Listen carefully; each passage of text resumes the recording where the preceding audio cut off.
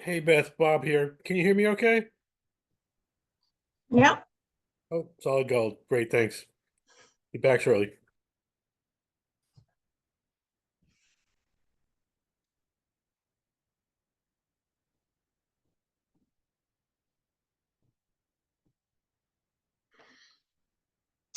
All right. Hello, everyone.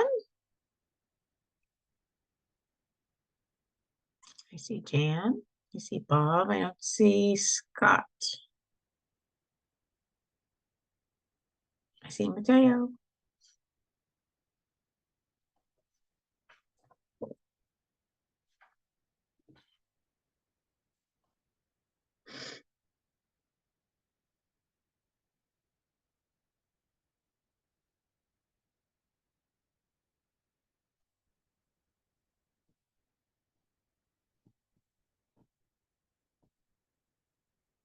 You can just wait a couple more minutes for Scott.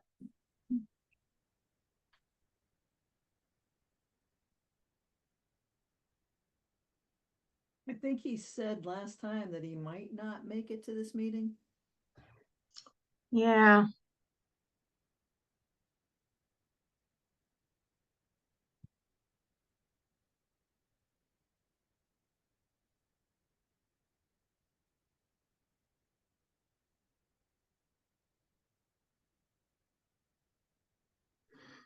Um, yeah. I don't remember. So we'll just start. Um, Beth, oh, sorry, actually, I think you did text me. Is that you, Scott? That number 1-240? No? No, I think he was planning on coming. Because I think I emailed him a bit and told him that Mark was coming. Oh, there he is.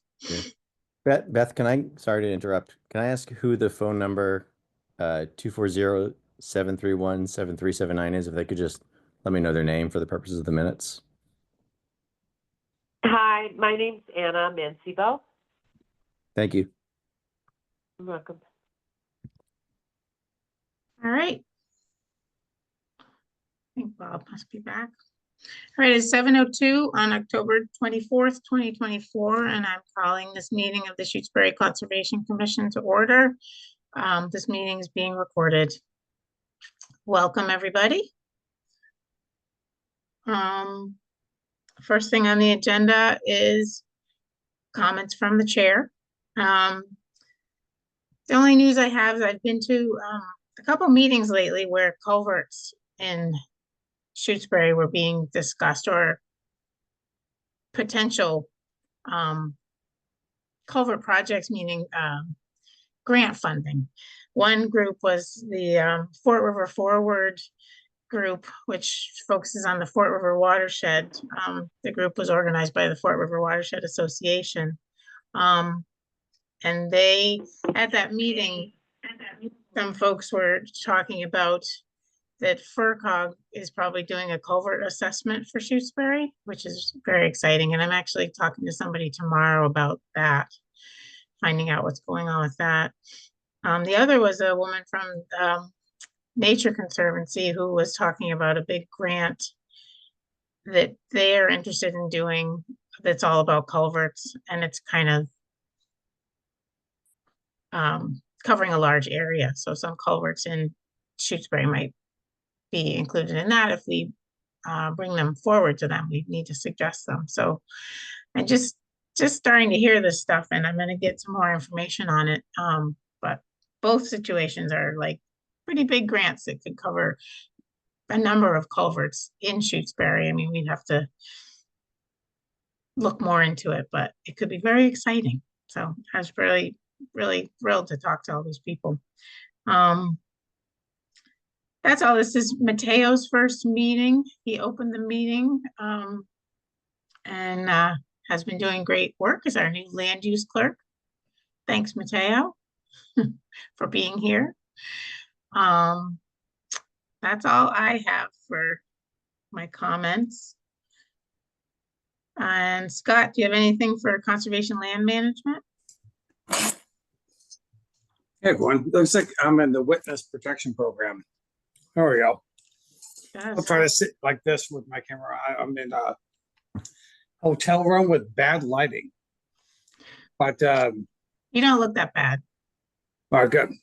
Yeah. I not a lot. I talked with Charlie Eisman as per our last vote on authorizing Charlie to do some of our conservation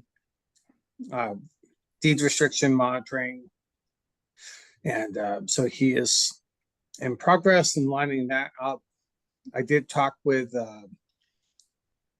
some folks preliminarily about doing looking at some of the bridge replacements on Southbrook Conservation Area. We have a bridge there that's looking pretty shabby, and it's I think it is a bit of a safety hazard. They use that for part of the snowmobile trails there in Southbrook, and so I did talk with some of the folks who had done our previous bridge replacements to see if we could get an estimate for what it might cost to do some of that. And I think that's congruent with some of the planning we had talked about for Southbrook and doing some of those improvements for trails. And so maybe this would be a first phase that we could consider. So we're doing some of that. I think the other item would be on the West Quabbin Woodlands track that that we own. I've been talking with Stuart from Kestrel.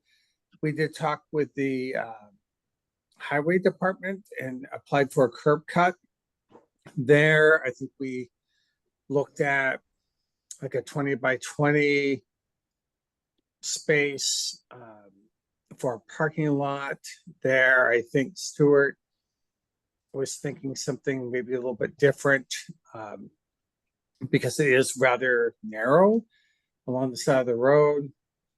And I went back to the highway department to see if maybe a rectangular shaped curb cut could work. I think the highway department had some reservations around safety for people pulling in and whether or not they'd have room to turn around there.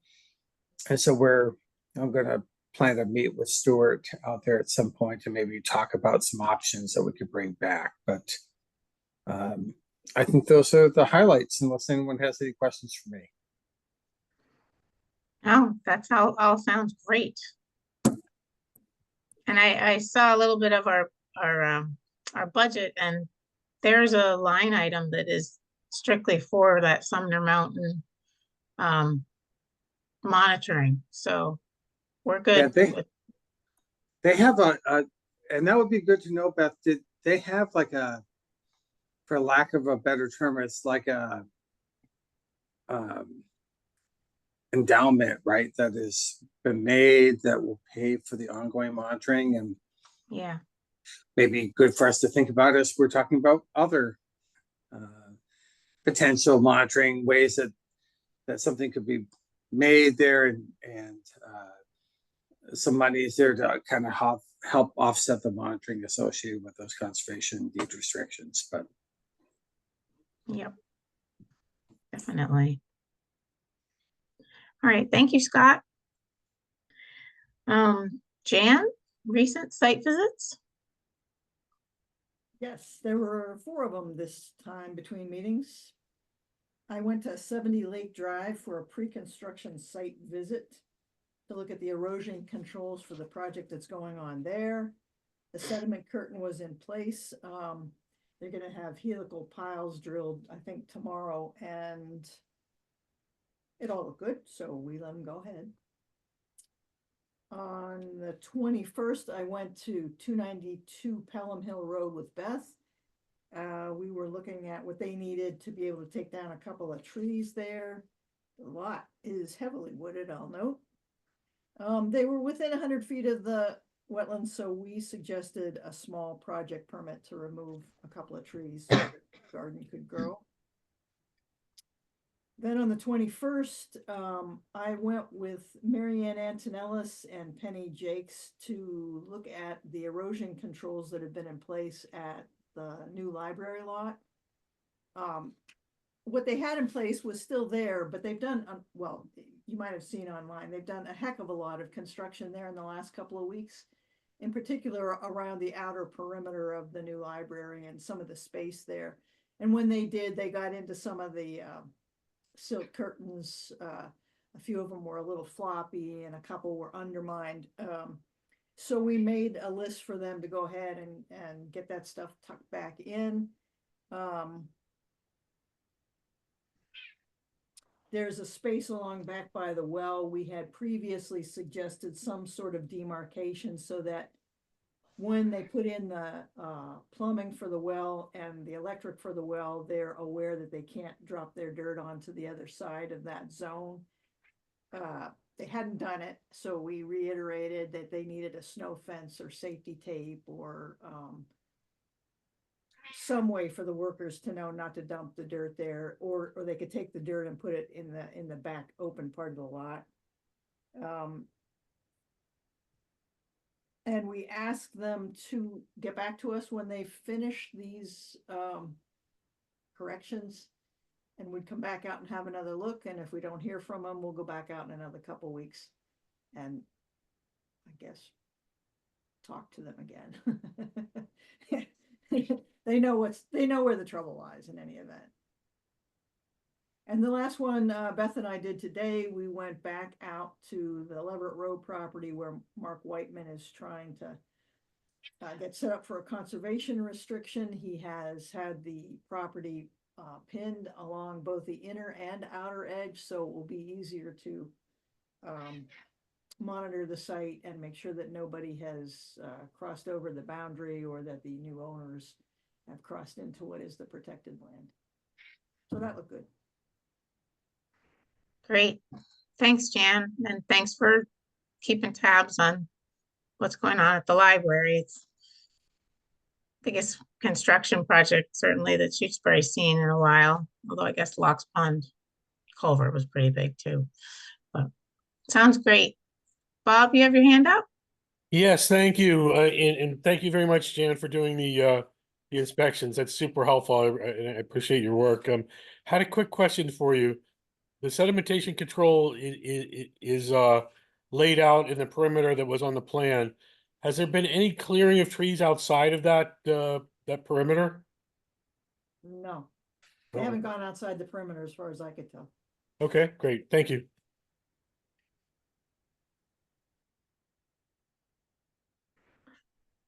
All right. Next on our agenda is minutes, and we've got on the agenda, we've got the minutes of October 10th, but I think Jan had a question about the time that it ended, and then also questions about some of the amendments that happened in that meeting. And I just earlier today went to see if I could watch the video of it, and it wasn't posted yet on YouTube, just to get those final details.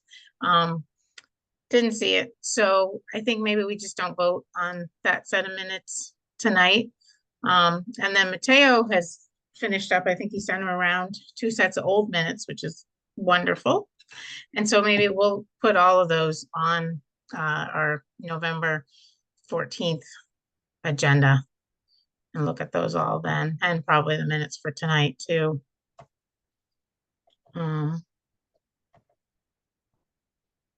All right. Almost 7:15. Yeah, I was kind of surprised that meeting wasn't up yet on YouTube. I don't know how quickly Grace gets those up there or how that process is, but We are in the midst of the election stuff. yeah, no, it's fine. It's fine.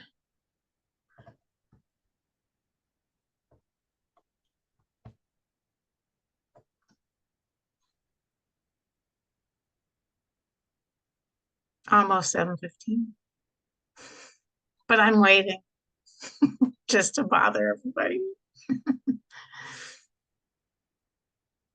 You should wait because it's the rules. Right, because it's the rules. I have to let my cat in just a moment.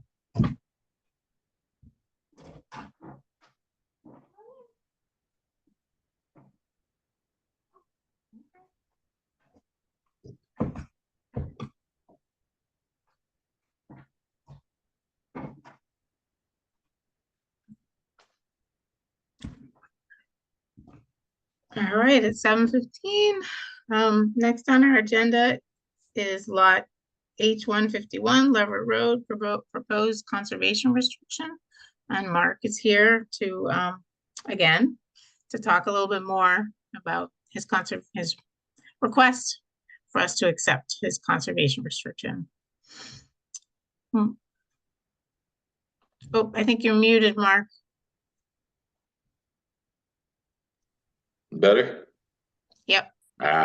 Well, you can hear me, whether that's better or not. Jan mentioned already that Beth and I and Jan walked the property, and today I had my survey up there a couple of weeks ago. And he battled through 30 bee stings, but yellow jackets. But he got it all. Yeah, it's terrible. So we didn't go everywhere on the property. I stayed away from the laurel where he said they were. But we were able to look at enough that it's understood that what he did was pin the building envelope corners as well as stake those corners and then flag them. He also staked and flagged all the existing pins which were around the boundary. So that's all been done. Our thought is, in discussing this, the three of us, was that perhaps if you folks take this restriction on once a year when you're doing your review of it, walking the property, maybe bring flag tape with you and put it up on the stakes. So every year we have new flag tape out there so we won't lose those locations. Obviously there's pins in every location, so a surveyor could go out there and take care of it in the future, but this would make it easier. The other is that, as you know, I had the meeting with the planning board and they had said that what we all agree on is fine with them as long as it meets the state requirements, which is just following this formula or form that was given to the planning board by my engineers quite some time ago. It's the standard form for a conservation easement, and you folks have access to it or have it available to you. And Beth had brought one item up, which was under one purposes, and it was item number H. She felt like number H should be under the definitions, not under the purposes. So I have this in a format where I can redo it and I can change that and put that in the position she wanted to be in. The only other items to discuss on here, there are a couple that were highlighted. One's on page 20, which has nothing to do with us. It's notice and approval for additional provisions. It says if this is a jointly held CR, and goes on to explain what you do if it's jointly held CR and it's not. So I would just remove that wording, delete that from item 4, additional provisions, notice and approval. There are a couple others in here on page, oh, I guess, I'm sorry, I said page 20. It says page something of 20, doesn't give the actual page. So it's, I'm on item number B, well, C, hold on. Under 4, item number C, access. We had discussed this a while ago and we discussed it again today, that my interest is to make sure that the parcel, the entire 18 acres, stays on the tax rolls. We can use all the help in Shutesbury that we can to try and combat high taxes. And this would allow the person, me for now, and the person purchasing it to be able to have a 18-acre parcel instead of a 4-acre building envelope. And I think that this allows the owner of the property or us in combination to discuss whether or not the 14 acres of conserved land, restricted land, should have public access or not. And we've talked about that on both of the walkabouts, that if I am able to allow the person owning the 4-acre building envelope to also allow or own the 14-acre restricted area, that they should have the right to decide who's on that property and who's not. It only makes sense to me. They're paying taxes on it, so it makes sense. And also we have an issue if we started to allow people on that property. There's a lot of wetland up front, which would make it difficult for someone to get on the property without disrupting a wetland area. So I think it makes more sense that they would allow somebody on it. I mean, it appears it's, with their approval, they could allow certain things like bird watching and other non-invasive uses of the property. So I can take care of that one. And then the below that, D, extinguishment. There's a topic, number 2 is proceeds. It says insert relevant information such as the CPA land or PARC grant. There are no grants or anything, so I think that's another one that I can just remove. I think that's it. Yeah, that's it. So with your okay, what I would do is over the next couple of weeks, I'll take this and make those changes, and then I can submit that to you folks as the final, and you can see if that works, and we can discuss it at the next meeting in November and see if we can finalize this thing. Boy, that was short and sweet, not bad, 6 minutes. Pretty good. I guess I'm wondering with that section about public access. I mean, I look forward to looking through the final document, the whole document as a whole, and really, you know, taking it in. But I'm just wondering, say the person who owns the property decides that yes, they want to allow public access. I'm assuming somewhere in here they're not then allowed to almost, you know, create any kinds of trails or just be sort of, you know, I don't know. I need to look at it a bit more. Let me read it to you, Beth. It's on under number 3, prohibited uses and reserved rights. It's really strict. I didn't realize how strict it is, but there's a reason for it. It's the beginning of this explains why it's that strict. It's the premises will be retained in perpetuity substantially in its natural, scenic, and vegetative condition.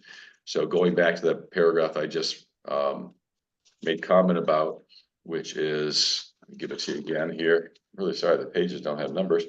It's under category or paragraph 3, prohibited uses of and reserved rights. And then you go to B, number 3. The grantor and its invitees are permitted to conduct non-commercial passive recreational uses of the premises, such as nature study, birding, wildlife observation, walking on existing trails, and similar passive recreation activities, provided such uses do not alter the topography, including but not limited to the landscape or environmental qualities of the premises. This entire I say paragraph, but section, prohibited uses and reserved rights, goes through to explain what can and can't be done. It's very restrictive. The idea is that it should stay the way it is forever. So again, another reason why I think that we should probably not allow the public on, and then if the owner of the property is going to allow somebody on, they must sign something, I would suppose, something like that would say that they have read this, understand their what they're allowed to do and what they can't do. Very short list of what they're allowed to do, and you know, everything else is not allowed. So I think that's pretty simple. So let me make those changes. Then you guys can take that whole document and go through it. It's the state's document, so we're not, you know, we're not diverting from that. It has to be the state's document so that the Secretary of Environment will sign on it saying that it meets the requirements. Okay. Sound good? Yeah, good. It's got it's got a lot of things. I was looking for bikes and it does say trail bikes under prohibited uses. So, but Right. yeah, we can go through it a little bit more, but I'm sorry, Beth. What I'd like to do is get it to you guys soon enough that you can, you know, all of you can take a look at it before the next meeting so that you're not being, you know, 20 pages dropped on you. You have to look at that night. So I'll get it to you in the next week or so. okay, that's great. Bob, you have a comment?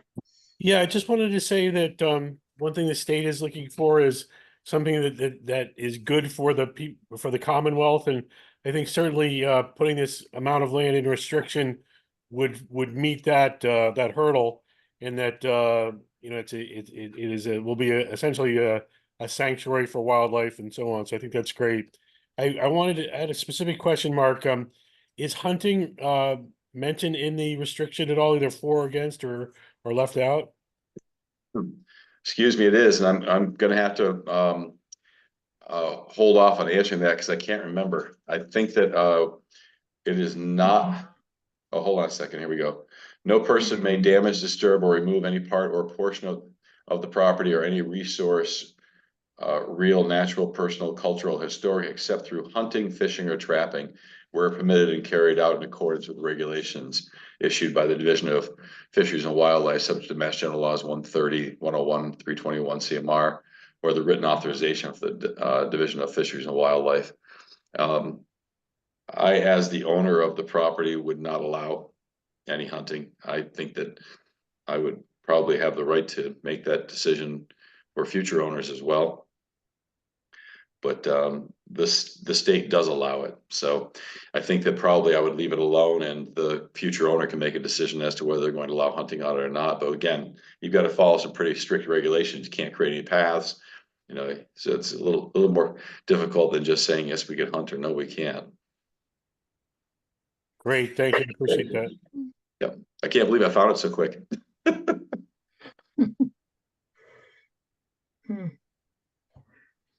Okay, any more questions from the commission? For Mark? No, any questions from the public for Mark? Penny? Well, this is really a question for both the commission and Mark. Is the commission assessing a fee for holding the CR? Which, as I would strongly recommend. Bob had brought we- this. Oh, go ahead. I'm sorry, Beth. No, go ahead, Mark, you go ahead. Type A personalities. Bob had brought this up, I think at the first walkabout, and then we discussed it a little further. You had mentioned a town that had a fee put in place. I thought it was a bit high for what we're doing here, but the idea of putting a fee in place, Penny, that will be enough that if you folks as a commission decide you want somebody other than the commission to do the walkabout and the, you know, the checking of the resource every year, that money would be there to make sure that happens. And I don't have a problem with that. I think it makes a lot of sense. I think Bob had mentioned $5,000, but I've got a feeling that the 18 acres can be walked in less than an hour, you know, the boundary. And if somebody's charging $150 an hour, and they're charging you 300 because it's a 1 hour walk and a 1 hour filling out of paperwork or whatever to get their $300. If I put in $3,000, it's 10 years, doing it once a year. So we'll talk, I think we can talk a little bit more about what the fee should be, or what the escrow should be, I guess is the way to put it. The fee will be determined by you folks and wherever you hire. But my concept, or my comment regarding that, Penny, was that even if the board is doing the review, they should get paid. I don't know how you exactly work that, but I mean, when I get a building permit, I pay a building permit fee. When I do anything, I'm paying a fee. So why shouldn't the Conservation Commission get a fee for reviewing a piece of land on a yearly basis? Thanks. I would urge the commission to look at how the fee was structured for the Chuck Damari property, which the Conservation Commission holds the CR for, and which, as you know, monitoring visits have been conducted for a number of years now. And you have to remember that this is for perpetuity. It's not for 10 years. So as you consider what that fee might be, if you choose to assess one, you have to think of it over the long haul. Thanks. Yeah, I would think, Penny, that the owner of the land would be required to continue putting money in place. I don't think that's how it's worked. I think it's a one-time assessment. I don't think the commission can, if I understand it correctly, the commission cannot charge an additional fee at a later time to continue payment to hire someone to do a monitoring visit. So it's pretty much a one-time gig. I don't know. Is that a regulation you're saying from the state or something, or? That's my understanding from when I was on the commission before and I worked on setting up the CR for the Damari property, and that is what I came to understand, that it was, you have one opportunity to make an assessment for something like this. So, Yeah, we might be using different terminology or, and to me, it's a separate, it's a separate entity each year. In other words, I don't think the commission has the authority to do that. well, I guess we ought to find out. Yep. Yeah, so if the commission can check that, that would be great. Let me know how that works, but it seems as though it's, I mean, if I was building a house, or if I build a house and then I want to put on an addition, then there's a permit that I have to pay for, which is an additional to the assessment that was, or the cost of getting the original permit. It seems like that would fall into the same sort of criteria, but again, I don't know. So let's check it out and see how it works. Yeah, it seems to me that, you know, it's the people who buy it, they're not the ones that really, install, you know, put in the conservation restriction. It was you as the developer and as so I can't see that we would be charging them in the future. I think it's a one-time kind of thing. Scott, you had your hand up, and I'm also curious, what is Charlie Eisner charging this year? I think, so my understanding is much along the same lines as you, Beth and Penny. I think our decision is whether or not we would want to accept to be the custodian of the CR, and whatever monies we would want to bring in as escrow to help offset the monitoring costs. I think that's kind of done at the stage when we accept it. And I too don't believe we have the ability to assess that yearly. I think that was done, when the decision was made whether or not we wanted to bring this in or accept it.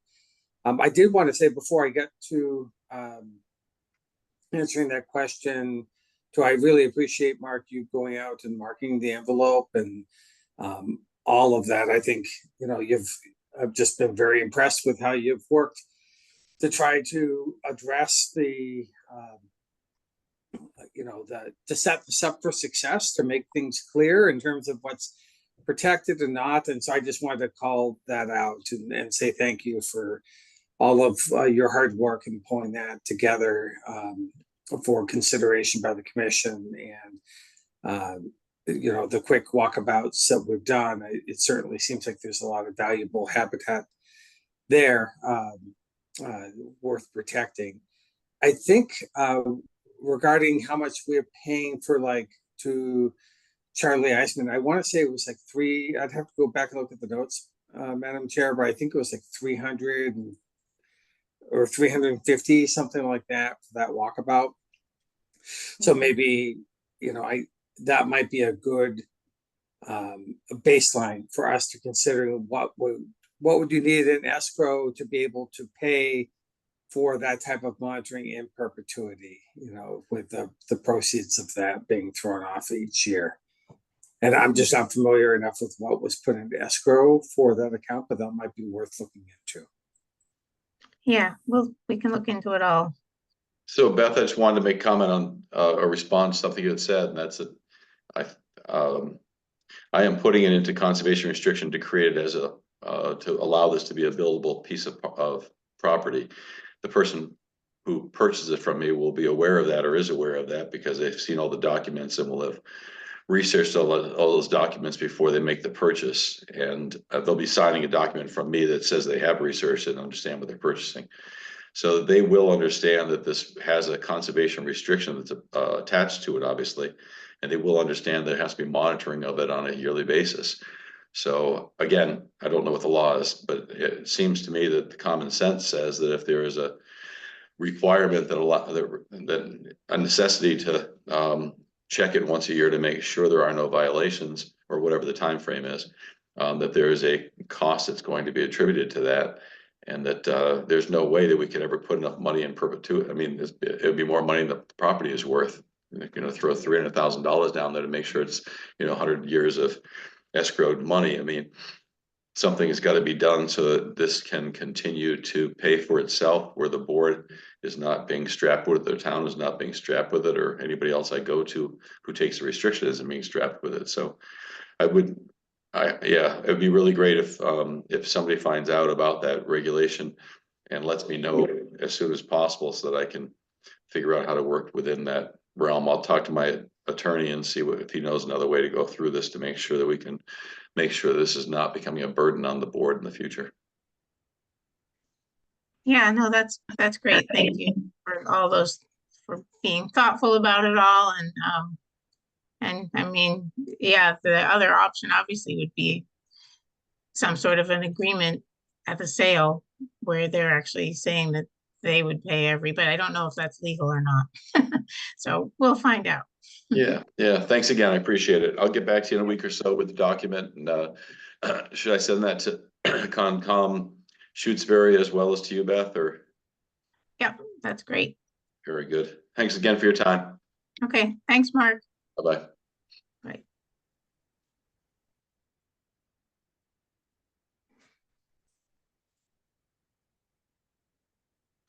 All right. Next on the agenda is Lot 032, the library project. We're looking at the restoration inspection report from Ward Smith, talking about that and some mowing. I see Mary Ann and Penny.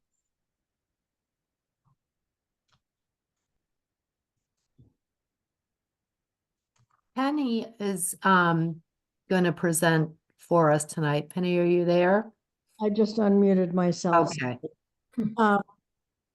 Do you have a preference as to which order we talk about things, Beth? No.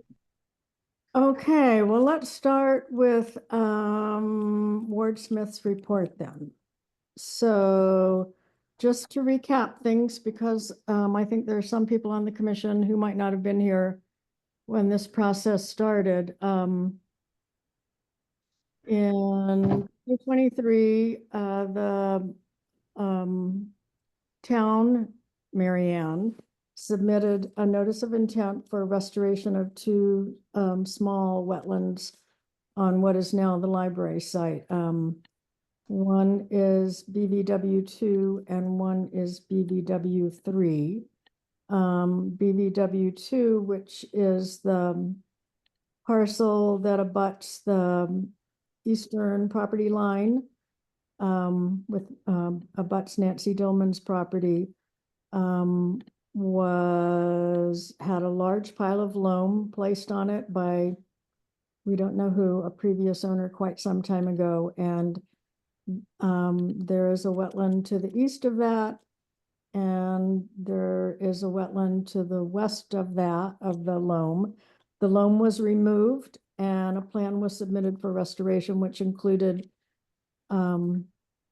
seeding the area with wetland seeds from New England wetland plants, and also putting in, I think, a dozen or so wetland shrubs and plants. And we did that. And Ward Smith visited in fall of 2023, and in June of 2024, and again in October of 2024. And each time Ward has been out there, just to put things in context, he has felt that the area that was under the loam might not have been a wetland because the wetland plants that we have planted there have not been thriving. So that's the history there. In his October 2024 report, he felt like that particular wetland should be reseeded again with New England wetland plant moist mix again, which we have done. And all of the shrubs and trees are alive, although deer are browsing them.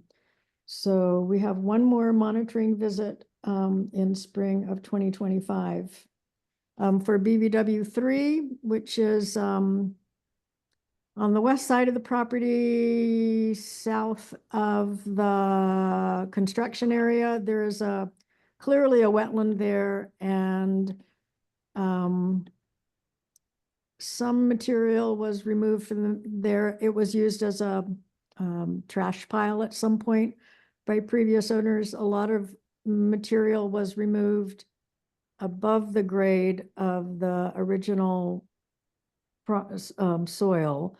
And when that was done, we seeded that. We did not seed the wetland because the wetland was, it was open water and there was nothing growing in it previously, so we left it as it was, and we put in shrubs along the slope right at the wetland edge there. We've replaced one of those shrubs, and the other 5 shrubs are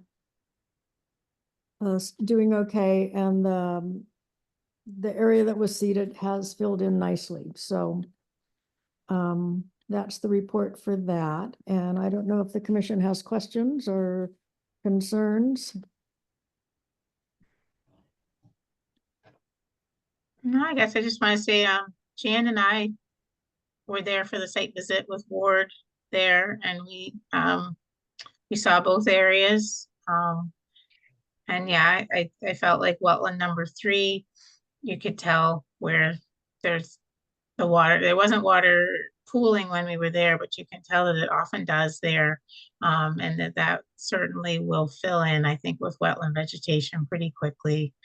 Wetland area number 2 had a few areas that looked a little sparse. But that's the one where it's a little tricky to almost tell. As Ward was showing us, he did some soil cores, and it was interesting to try to really figure out where the actual wetland line is there. But even in that area, there was some good vegetation growing in. So maybe, by the spring, even more will have filled in. I don't know if you've seen it before, Beth. It looks much better now than it did last spring when we were That's out. what you guys were saying. I hadn't seen it before, but that's what you guys were saying. So that's great. And following the report that he submitted, I think it was back in May, we reseeded again at that point, again with the moist mix, not the wet mix, which I think has been more successful. And then Marianne and I also put in a variety of plugs of plants. We put in sensitive fern, cinnamon fern, vervain, zizia, I think a couple other things too. And those all seem to be, well, they're a lot. Geranium. Yeah. And what was the, Geranium. right, the geranium maculatum, which likes moistish soil. So I think those will fill in for next year. So we're scheduled for one more monitoring visit next spring, and we all have our fingers crossed that things will grow and thrive there. I don't know if the commission has any more recommendations about what we might do between now and then. I don't, I do, I feel like both areas are gonna fill in. It just takes time, So I think what you guys have done so far looks great. Thanks. Any other questions from anyone else on the commission? Not me. Just thank you for all the hard work. Yeah, well, it's been a process for sure. I'll move on to mowing in a minute, but I did just want to remind the commission that one of the other remediations that we're doing has to do with invasive plants. And all I want to say is that we went out with about, I don't know, Marianne, 10 people or so this past weekend, and we pulled a lot of bittersweet, a bunch of burning bush, Glossy some buckthorn. buckthorn. My husband, we had a weed wrench. We pulled out one autumn olive, and we ended up with 2 big tarps full of plants, as well as several trash bags. So it's going to be an ongoing. Multiflora rose. Right. Anyway, we will continue to work on that, and we certainly welcome the help of the commission next time we do this. So I'll move on to mowing. I think most of you know that in 2022, the commission issued an enforcement order to stop mowing.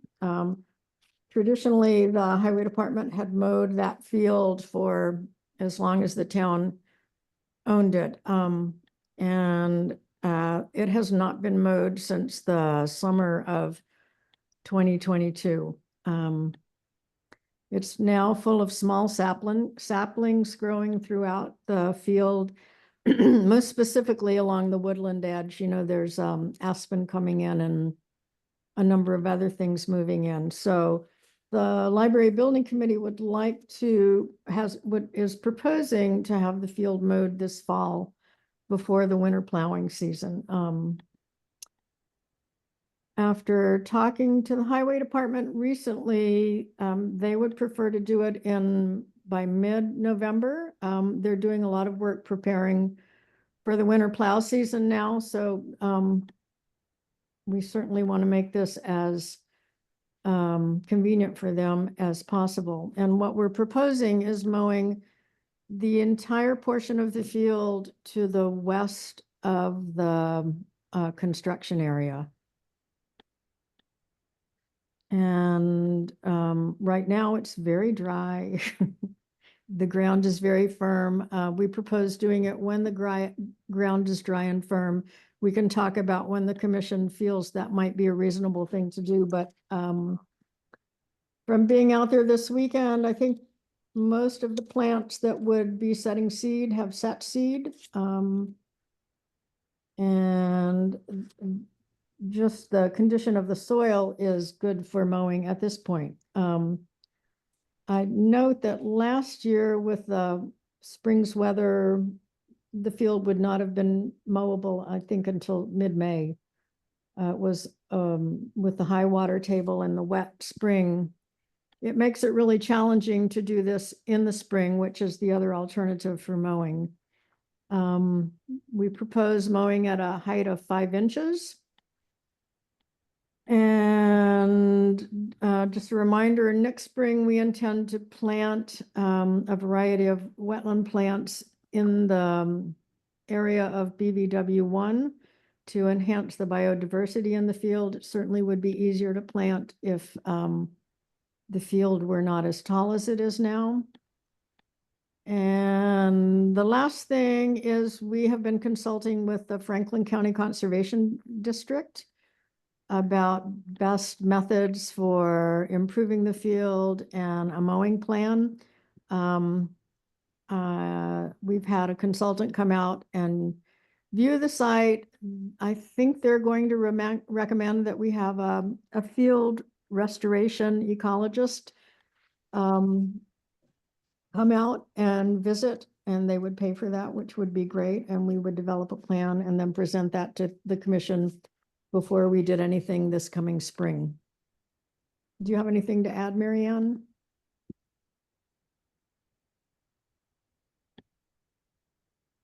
Well, I think you covered everything. Is all of this part of the landscaping plan that was passed for the library? Or was that plan only for the land that's sort of within the part of the library that's being, designed right now? Or was this? Honestly, Beth, that's a little bit of a gray area. I mean, the landscaping plan that was put together by the landscape architect was very definitely for what's within the limit of work.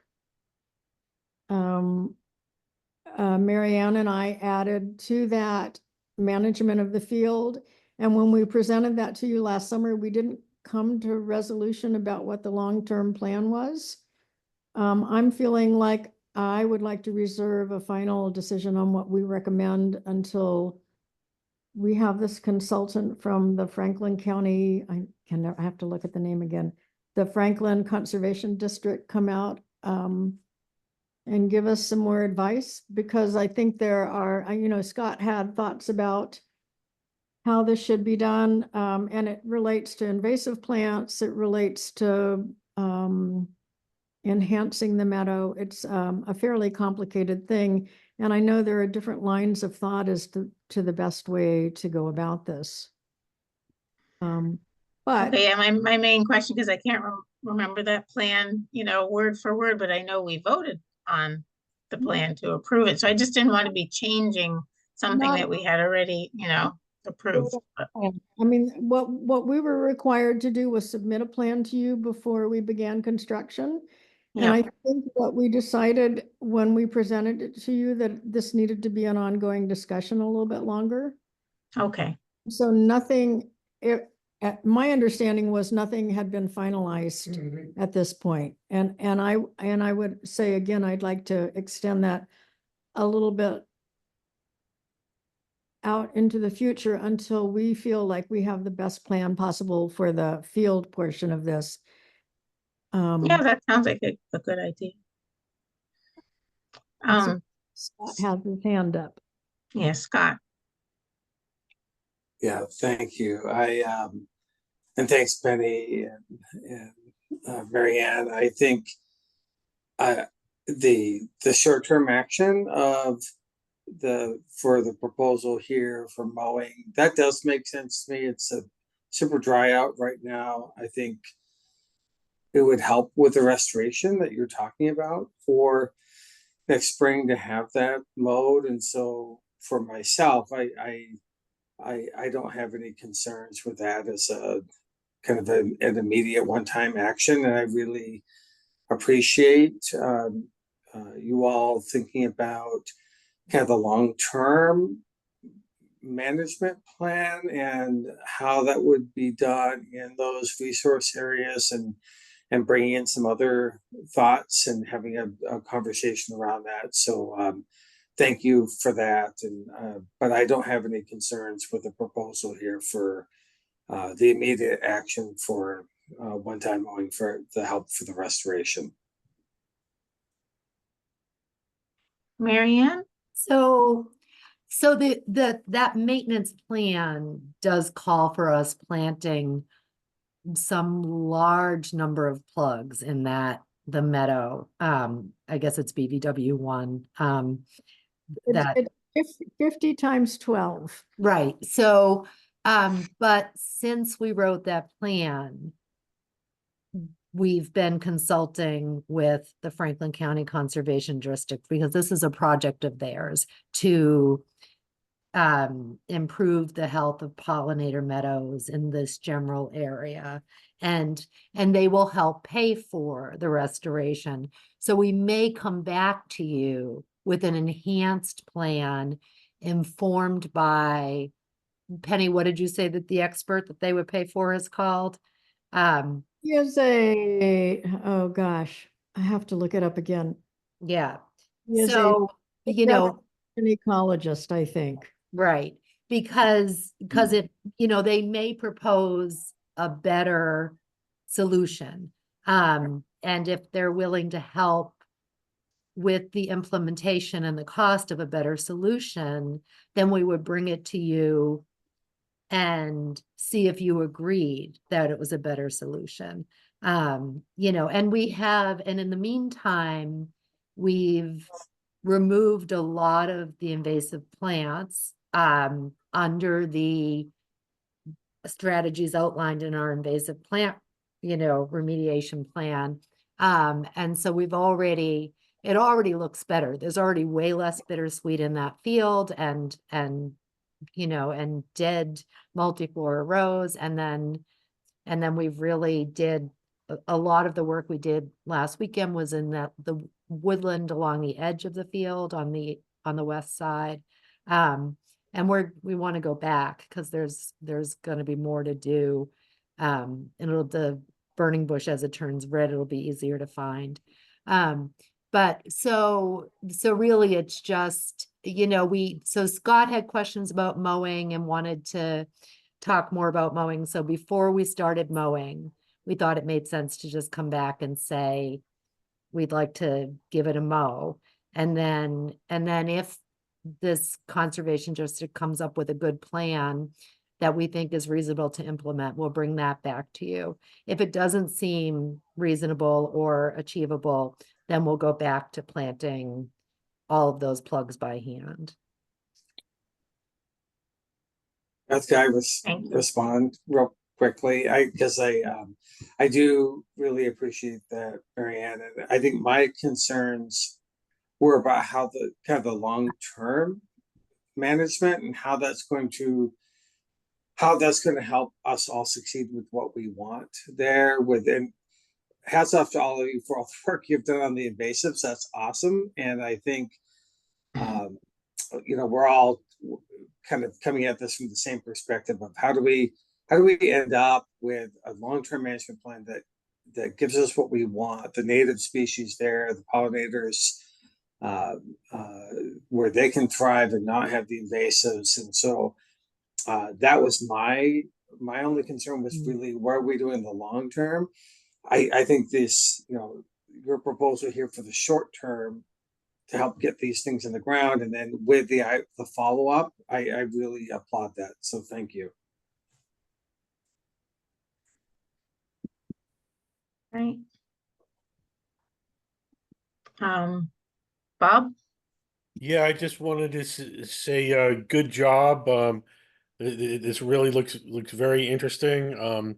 I certainly support the mowing in late season. You're out of the seed season. You're out of the bird nesting season. So this would be a great time to hit it if you can. Certainly, meadow is a habitat that is in decline in Massachusetts in general, and Shutesbury specifically. So it sounds like a great pathway. All right.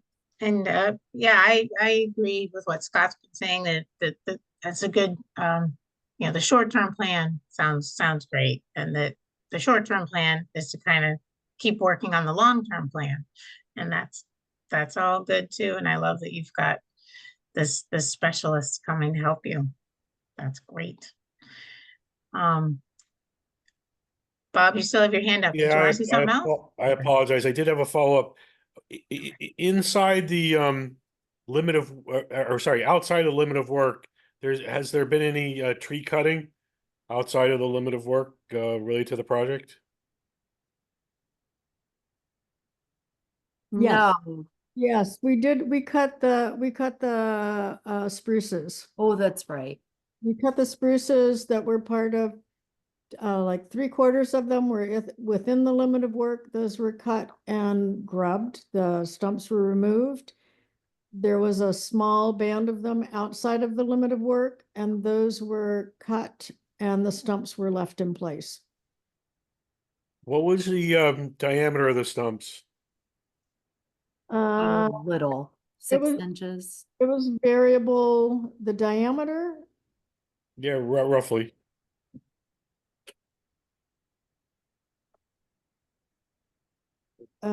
Those were all little ones, They Penny. were all fairly small, maximum 6 inches, many less. And And- they're the remnants of a Christmas tree plantation that had been planted there. They were Norway spruce and blue spruce. Okay. And you said there were like 4 or 6 of those that were outside the limit of work? No, there were more than that. There were probably a dozen. Dozen. Okay. All right. Thank you for that information.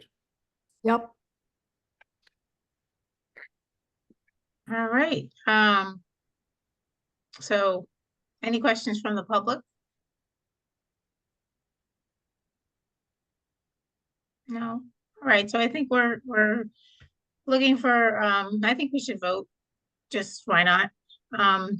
So we're looking for a motion, I think, to approve the short-term plan of mowing the fields this fall while it's dry, which it is right now, as a way to just, prep the field for this fall and for the work that's going to happen next spring. But it is a one-time mow at this point while we're developing the long-term management plan. Motion? So motioned. Okay, second? I'll second it. Great. Okay, Douglas, Aye. Rowan, Aye. Khan, Aye. and Wilson. Aye. All right, Penny and Marianne, anything else? I think that's it. Yeah, not at the moment. Thank you. Do you want to be informed when we're mowing, or are you comfortable with us moving ahead, as long as the conditions are dry? Yeah, I think that, yep. Okay, well, I will talk to the highway department tomorrow and try and get that into their plan of work for the next short amount of time before we get some rain, if we ever do again. I know. I'm sure we'll get rain again, Penny. Yes. It'll all come overnight. Okay. Oh, That's let's how- hope it doesn't do that. We No. don't want it all at once. Very much. Okay. Okay, good. Oh, I will just say that I checked in with the contractor today, and they're planning on doing the small repairs to the silt fence and the other erosion control areas tomorrow. So, and I'll stay on them. So, okay. Okay, yeah, great. I guess once it's fixed, you can reach out directly to Jan and she Yeah. can come take another look just to see. Okay. Yeah. Okay. Sounds good. Thank you both. Thank It you. looks great. We're all excited. Yeah, me too. Thank you. Thank you. Okay. Okay. All right. So that's it for our guests. Next on the agenda is regulations update. And I think tonight I just wanted to talk about sort of where we're at with the regulations. And think about, I guess, what we want to try to accomplish by our next meeting, because I think, for this meeting, we didn't actually have sort of written down sections to write and that kind of thing. So actually, I gotta let my cat back in. I'll be right back.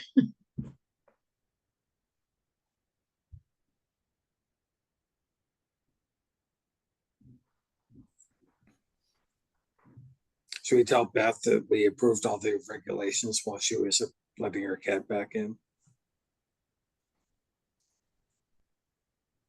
In this break, could I ask Mike S. If you wouldn't mind telling me your last name for the purposes of the minutes?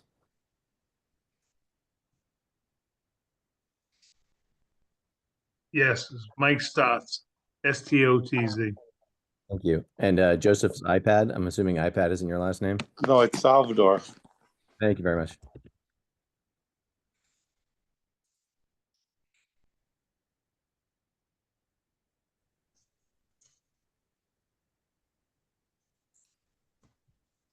All right. I just had looked through a little bit what we had gotten through. We were up to docks We were. and Section- moorings, I section think. 10. Yes. I think, well, I'm sure you have more that you wanted to add there, Beth. Go ahead, really. But I think it has been challenging, and I really appreciate you asking the question too from legal counsel on, kind of where are we right now? Because we had a bylaw, we had regulations that we passed, we have a new bylaw, we're working on the new regulations. And what I took home from all that was our existing regs are in place. The new bylaw doesn't really change that. If there are places where our new bylaw is contrary to our regulations, that would be of something that we'd want to prioritize and talk about. I'm trying to think about what that might be. I'm not sure that's readily apparent to me, but maybe some of the other commissioners had thought about that. But it seems like, our new bylaw clarified more. I think it was pretty much in line with our regs, which I recall when we were passing the regs for the first time.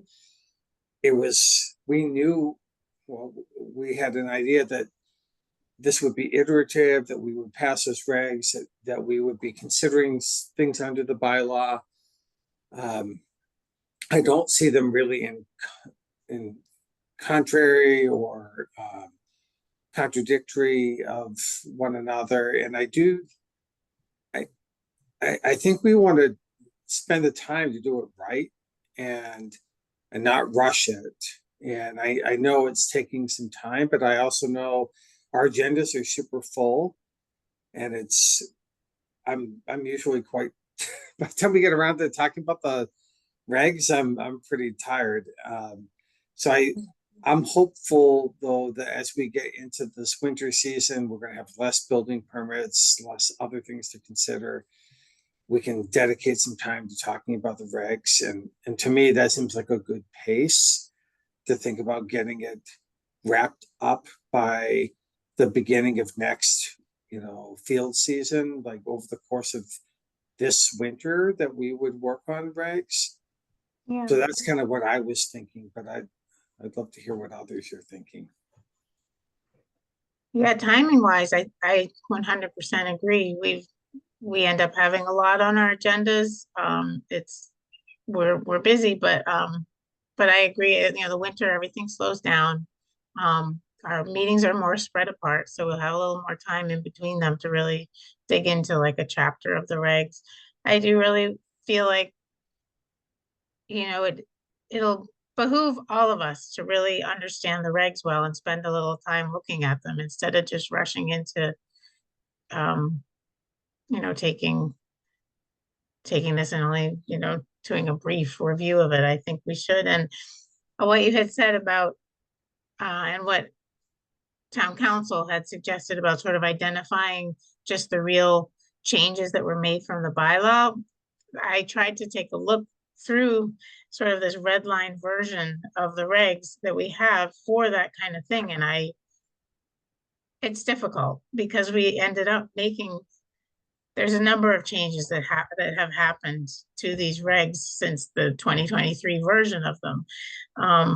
So it's hard to almost distinguish which ones have to do with the new bylaw, which ones don't, to just pick out those. So I just feel like the way we were doing it, where we were as a group going through the chapters, may just be the best way to do it. And I think we can do it.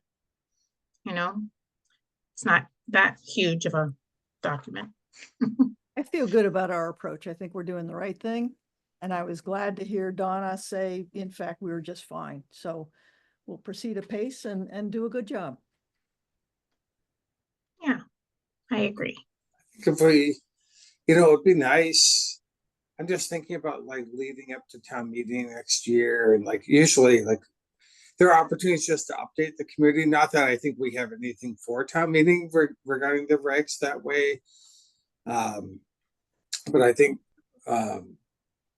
perhaps like if we were to try to target having this wrapped up, by the time we're approaching that in May, that would be a good time frame for us to think about. Yeah. I agree 100%. And I think we can do it. I think it's doable. Bob, you got any comments? I totally get it, and I kind of feel lucky that I came in after the rather lengthy and taxing discussions related to the bylaw. I think my conversations with all of you, I think there's a little fatigue there related to going through that process. I do support moving ahead with it this winter. Certainly it is an action that was taken at town meeting where people voted for this. And I think following town council's suggestion of removing the things that might be inconsistent are good. I think that is a good suggestion. And I would hate to get caught in a kind of a regulatory bind where we try and use our bylaw and can't because it's not consistent. So I guess I would like to see sooner rather than later. But I totally get that they're tedious, they're difficult to talk about. but I would like to see the move ahead. I'm Yeah, wondering- well, and I think I agree. I think in any kind of a situation where there might be some discrepancy between the bylaw and the regs, I think the bylaw would always be the answer.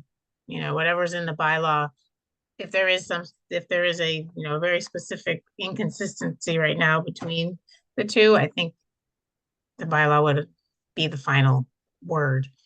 But yes, I agree. We need to do it. So back to where we were. Oh, Scott?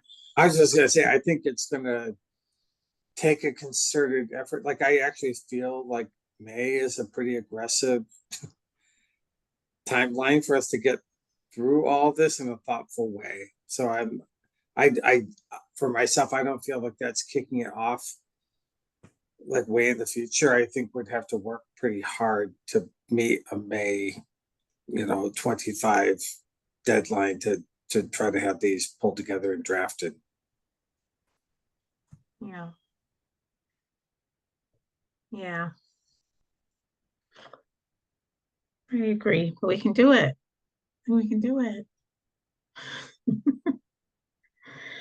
All right, well, so like we were saying, I think we were at docks, piers, and floats, which I don't think we really should go through any sections tonight, but I think that is one we can work on for next week. And then the next big chapter is all of the standards for inland wetlands is the next section. So, you know, if we could do docks, piers, and floats, and then also address or just, you know, take a look at banks and maybe freshwater wetlands, those two sections. So that's 3 sections for November 14th. Docks, piers, and floats, and then banks and freshwater wetlands. Docks, piers, and floats is a big.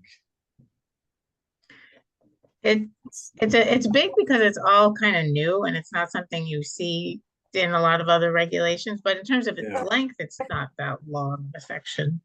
Yeah, I'm just thinking about the conversation, and Yeah, but we'll see how far we get. right. So, you know, it's a homework assignment, right? You do what you can, and then then you're right. If we come to the meeting and then the discussion ends up taking too long with one section, then the discussion will just get continued to the next meeting, I guess. Yeah. And Right I'm now, sorry, we don't have a lot on our November 14th agenda, really. can I forgot to ask Jan, you pulled together some thoughts on that section, didn't you? It's been a little while since I need to pull that back up, but I thought you had shared some edits or your suggested edits to that section. I did. And that you sent that to the commissioners some time ago, didn't you? When we were doing it. It's been a few Whatever that months. was. Okay, I just want, that's what I remember too. And I think I flagged it to go back and dig into it, so I will look for that. Thank you. I just want to make sure there was something there to dig for. Yeah, we just started and didn't get too far. Yeah. Mhm. Yeah, I have it. And yes. Good. All right, does anybody have any more discussion on that? Everybody's got their homework? I think you had on the agenda the CPA application cycle. Oh, right, I skipped over that. Yeah, and Mateo was here with us. He's the chair of the CPA and knows all about it too. Yeah, I just wanted to announce that CPA announced to all boards and committees that the cycle has started, so you can submit applications. The determination of eligibility is due December 5th, right? Mateo, December 5th. So the only thing I was thinking was, Scott, you and I met with Lee, and talked a little bit about some properties, and Lee was sort of focusing on CPA funding. So maybe we want to reach out to him again and see what's going on with all of that. He was going to apply for a grant, wasn't he? Yeah. But I think the match, he was thinking of the match for CPA funding. Who's And Lee? I don't recall. Beth, who is Lee? So Lee, forget his last name, but he works for Kestrel Land Trust. And he reached out to us about a property here in Shutesbury. And Scott and I met with him and talked about that property, and also just kind of about Kestrel and what they're looking at and things like that. So, Mateo? Sorry, his last name is Halaz. H-A, Yes, let's see. yes. That's Mateo. I mean, that's Lee. So anyway, and then just wondering what other people's thoughts are on CPA and the Conservation Commission. Bob? Yeah, no, I think the CPA is a tremendous way to get some awesome things done. I certainly am interested in the land that Kestra was discussing. And I'm wondering, it always seems like time flies by, and if we're only meeting once a week, if there is something that we need to put in by December, maybe we would want to have have it as an action item at our November meeting. Yeah, I think so too. If we can reach back out to Lee and see where he's at with the grant application. I'm assuming he actually submitted the grant because it was due pretty soon after when we met. And see if he's heard anything. Yeah, but yeah, you're right. If we're gonna do something, we'd have to be on our next meeting's agenda. Are there any other CPA projects that the commission has done, like hikes or lectures or anything like that? Well, we've used it for conservation land maintenance kind of things. So the parking lot that Scott's working on at West Quabbin, that's a CPA project. The improvements up at top of the lake recreation area, I think the picnic table and those things were CPA projects. So those are other things we can think about too. I see lots of people have their hands up. Bob, do you have anything else? That's it. Thank you. Okay, Scott? Yeah, I just had a few things on CPA, not for decision or anything, but it would help. Maybe one's just a request, and I don't know, Mateo, if maybe you have this or maybe another commissioners have it handy, but I think we have a balance for several of our properties. Beth mentioned we have a balance, I think, for West Quabbin, for the parking lot.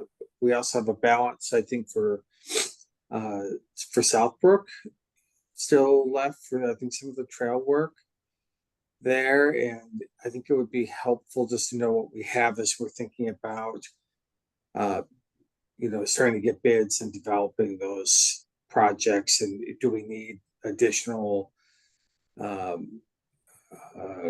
potentially other grants that we may need to implement some of the work that we're looking to do. So that was a question. And I also want to mention, I think new work for like top of the lake, I think there is maybe some additional new work that we may want to think about for land management for that to finish implementing some of our planning for how that would actually work as a potential kayak, or canoe access site. And so that's maybe a placeholder for a future conversation. Yeah, no, that all sounds stuff to think about, but as Bob said, the due date is, coming up. Mateo? Yeah, I mean, just so a couple of things, just in response to Bob's question. Um, because of the way the CPA statute is written, funding can't be used for like educational programming and things like that. It needs to be used for acquisition or preservation of open space and related resources. I don't have, unfortunately, Scott, I don't have the numbers in front of me about what remains in those different line items. I only have the sort of total amounts that are available in each of the CPA categories, but I could find that information probably and pass that on. That would be awesome. Thank That you. would be helpful. And yeah, and I guess the other thing is the determination of eligibility phase is it's not a requirement to submit a grant request. It's recommended because it basically will save the applicant the time of, you don't want to prepare a full application and then find out after the fact that it's not legally eligible for funding. But if you're pretty sure your project is eligible, you could also just skip that phase and go straight to the grant application, um, which isn't due until February 6th. I mean, I don't recommend that as chair of the CPC. I shouldn't be saying that, but that is something to bear in mind. The determination of eligibility is just to make things easier for people who aren't sure if their project would legally qualify for the CPA. Right. And even if we submitted one and then in the end found out the project fell through or something, it's not any kind of a real commitment until you really apply in February, I guess. So that's good too. All right. Well, good. I'm glad there's some interest in that. I think it is such a great funding source for conservation items, buying land and also maintaining the land we have. All right. Does anybody have any other topics they want to talk about? Bob. Thank you, Beth. Yeah, I just wanted to follow up on when we met last. We do have an open seat, and I think we had chatted about advertising it in some way and see if we can get the fifth member. Yeah, we handed out flyers at the Shutesbury birthday party to about 5 different people. But nobody has responded at this point. I actually didn't look in I don't know, did anybody look in the road town that just came out? If there was a section usually there's a section where the town also just sort of advertises for all committees that need people. They just list the committees that are missing people. I didn't look to see if Conservation Commission was on that list. But that's another way that just the word gets out that the commission is missing missing a member. But yeah, that's as far as it's all gotten at this point. I haven't heard of anybody, any new people coming forward at this point. Great, thank you. So, yeah. All right. Any public comment?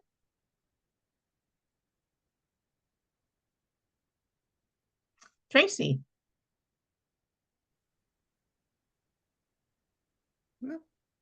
Hi, thanks for calling on me. So yes, I wanted to ask that it be put on the agenda for next meeting, if possible. The perpetual conditions letter that you received. So I know Bob Douglas had sent comments to the commission because he couldn't make the last meeting about the legality of perpetual conditions. And I feel that the 9/26 meeting, it was sort of left hanging as if this was illegal to have perpetual conditions in orders of conditions. And I know that at the end of the meeting, there was a resident, I don't remember who it was, who asked if the commission would review orders and conditions from the time period that the former chair, Miriam DeFont, was the chair of the commission because of this illegal putting in of perpetual conditions, which it is not. And I think that Bob's letter, because it was sent to the commission because he couldn't be there, my understanding is that that's actually now an open, I guess, an open meeting violation. It needs to be, he didn't mean to, he was just telling you guys what he wanted to be brought up. But it needs to be talked about in an open meeting because it really has left a lot, I think, on the table as far as the legality of perpetual conditions. And it really, kind of sheds a bad light on the Conservation Commission as if you all had approved things in the past that shouldn't have been approved when in fact you were completely within the bounds of the Wetlands Protection Act and the town bylaw in doing what you had done. And just to, name a few, I did a quick Google search in Grafton, Buzzards Bay, Braintree, Hopedale, Boston, Auburn. That's just a few towns that came up really quickly that use the term perpetual conditions. And also, in Bob's comments to you, he had a backup letter from the Massachusetts Association of Conservation Commissions saying that it's literally in their documentation. It even cites the page number in which perpetual conditions are commonplace. So I hope that you consider putting that on the agenda for your next meeting. Yeah, I mean, I suppose we could have it as a topic to talk about. I feel that it's very project specific. Is in the end, in the end, what we ended up with the project that we just looked at is that there was a deed restriction that was going to be perpetual. A lot of the things that we ended up changing in the order of conditions are being still protected with that deed restriction that was associated with that order of conditions. Many order of conditions out there use the term, this condition will be continued, will be an ongoing condition in the certificate of compliance. That's very common language that you see in orders of conditions. Some people do throw in the word perpetuity. What I really feel like we learned from the lawyers that we talked to through this process of this last application is that in the end, conditions legally end after 30 years. They can't really necessarily be in perpetuity. Deed restrictions, on the other hand, can be in perpetuity. I don't mind looking into it more because I know you're absolutely right that a lot of conservation commissions use that language. The question is, what does that language really mean? And if you talk to different people who are involved in the business across the state and different lawyers, you're gonna hear different answers because that's what I'm hearing. And so in a way, I feel like it's more important to look at a project, of a specific project. Somebody comes forward with a project and we're looking at it specifically and deciding whether we want to include things like ongoing conditions in the certificate of compliance. So if you're talking about projects that have happened previously that have the word perpetuity in them, and if those people are concerned about that after what we went through with this other project, I basically said, you can reach out to us, and most likely what we'll ask you to do is request an amendment to your order of conditions, and you will go through that amendment process, and we'll have a discussion at one of our meetings about it and see if your particular project and what your particular conditions say, how we feel about it. That's how I feel about it. I guess I asked the rest of the commission, do you feel like we need to have it as an actual item on an agenda to talk about? Can I just add something to that, Beth? Because I think you misunderstood what I was saying. I wasn't referring to the past order that was being discussed at that meeting. I'm talking about in general, one of your commissioners put information forward to you that was not presented to the public. And it needs to be presented to the public. It was even flagged as being a violation of public meeting laws, open meeting laws. So it can't just sit now in your emails. I've got a copy of it. I did a public records request for it because it was left in that meeting as if something illegal had been done. Our town council even allowed that language to sit in the meeting. I think based on what I've seen and I've read and what I've seen in this letter, that what our town council advised was wrong. And so I think that, and she's, she's not an expert in this area.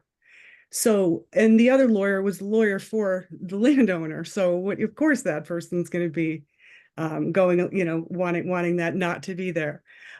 So I think that it's this isn't just, I don't think this is a minor deal, because what I see happening here is the Conservation Commission bowing to landowners because lawyers are involved, and also because of potentially, to me, what occurred with the former chair.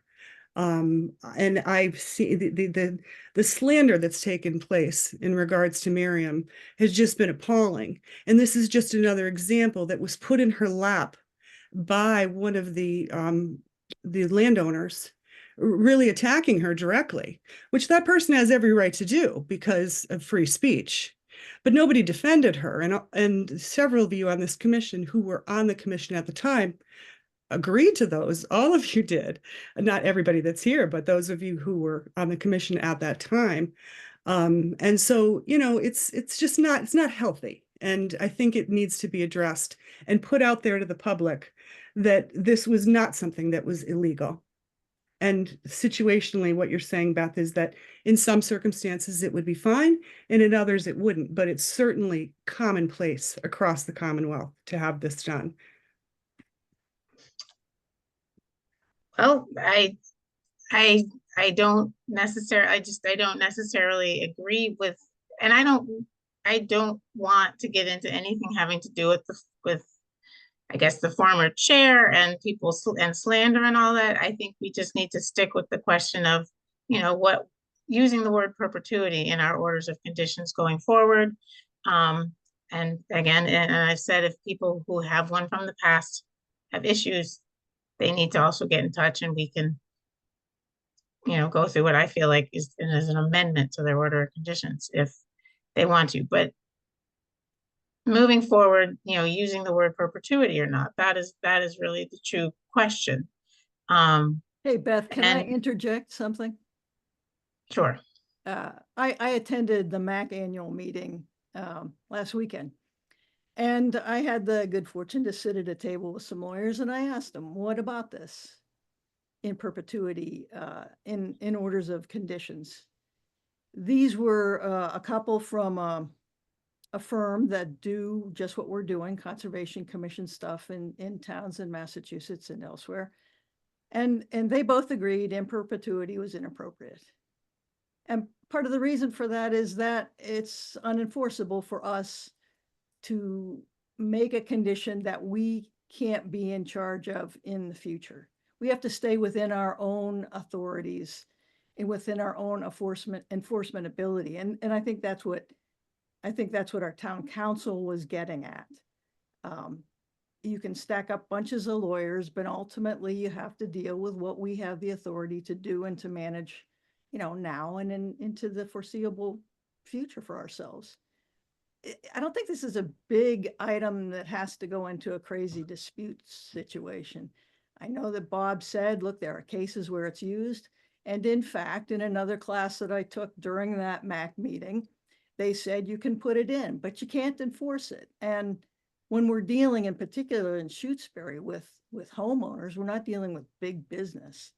I mean, we have to consider that we're dealing with small, small projects, you know, if a home is a small project, and manage accordingly. We have a great deal of, I'm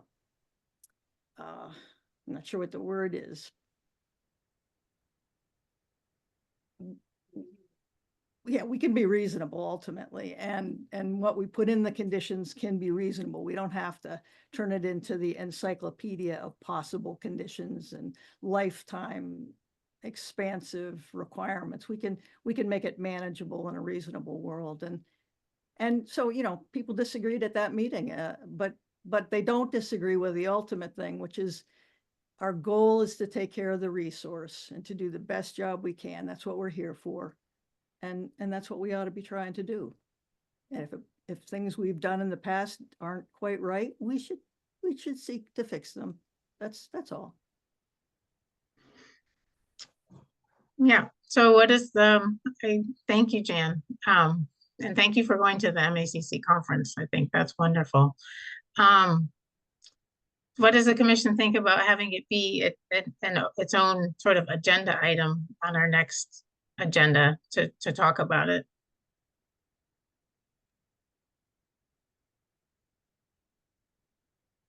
Bob?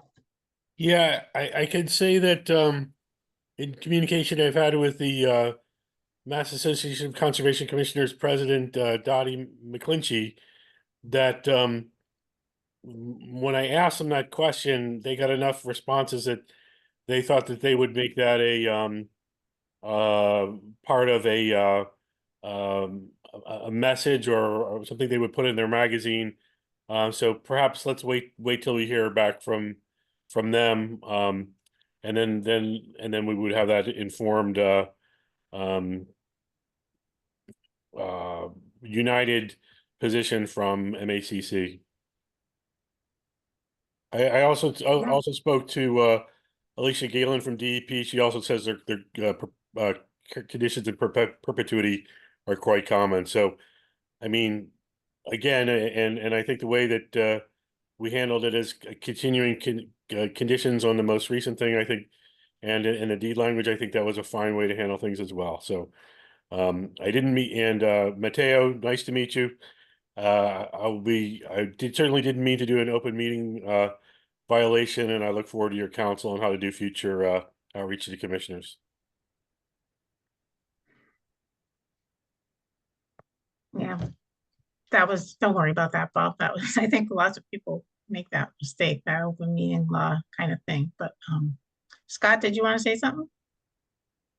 Yeah, I just, in response to the idea about having that as an agenda item, I'd be just in the for my own education, if maybe what Bob put forward is, you know, we understand better what some of the flexibilities might be more generally to think about that and gain different perspectives on perpetual conditions. I you know, that might be a good general conversation to have. I do think if we want to talk about anything specific, that really, I would just echo your thoughts, Madam Chair, of having, you know, if folks want to bring something specific to us for some sort of amended order of conditions because they don't think what was done was correct, then let's have that conversation more specifically. But I don't think it would be helpful to have kind of a generic conversation around some period of time and rethinking about, you know, kind of a revamp of those orders of condition when the folks that we issue them to aren't the ones bringing them to us. And so I guess that's all I wanted to share. Yeah, I think I'm glad to hear what Bob's saying, that MACC is sort of doing some research on the whole thing and gonna maybe put it in a newsletter or something. So I guess I'm thinking putting it on our agenda for 2 weeks from now. I'm not sure if we'll have gained any more information in that time frame. Maybe it's the kind of thing where we are basically researching it, and when we when any of us have gained some knowledge on it, we can bring it to a meeting and share it. Tracy? That would satisfy me. Okay, good. Yeah, and I mean,